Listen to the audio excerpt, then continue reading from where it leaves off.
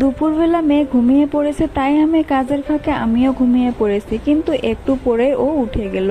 ব্যাস, আমার ঘুমও হয়ে গেল। ধরে না বৃষ্টি ছিল, তাই অনেকগুলো জামা কাপড় হয়েছে, আর সেগুলো আজকে কেচে দিয়েছি, আর সেগুলো আমি উঠে নিয়ে এলাম। বেলায় কেচে দিয়েছি, তাই সবগুলো শুকিয়ে গেছে, তাই আমি সমস্তগুলো গুটিয়ে নিয়ে এলাম। এখন আমি গুছিয়ে রাখবো। আর আমি তো আলনা গোছাতে পছন্দই করি না, কিন্তু কি করা যাবে, সময়ের সাপেক্ষে সবকিছুই করতে হয়। আমাদের দুই হাজবেন্ড ওয়াইফের কাপড়গুলো সমস্তগুলো আলনাতে রেখে দিলাম, আর মেয়ের কাপড় এখানে খাঁচায় ভর্তি করে রাখছি। আর ওর কাপড়গুলো ছোট, তাই ওর সমস্ত কাপড় খাঁচায় রেখে দিই। ওর জামা কাপড় তো আমি ঘন্টায় ঘন্টায় পাল্টে দেই, তাই ওর অনেকগুলো জামা কাপড় কাচতে হয় রোজ। জামা কাপড় গুলো গুছিয়ে রেখে দিয়ে এবার আমি এলাম বিছানাটা ঠিকঠাক করতে, কারণ আজকে আমি সকাল থেকে বিছানাটাই ভালোভাবে গুছিয়ে নেই। সকাল থেকে এত কাজ থেকে কি করব কিছুই বুঝতে পারি না। বাচ্চা সামলানো, রান্না বান্না করা, কাজে যায়, ওর জন্য টিফিন বানিয়ে দেওয়া, সমস্ত কিছু আমাকেই সামলাতে হয়, তাই কিছুই করে উঠতে পারি না। বিছানাটা ঠিকঠাক করে নিই, বিছানাটা ঠিকঠাক না থাকলে না মনটাও একদম ভালোই লাগে না,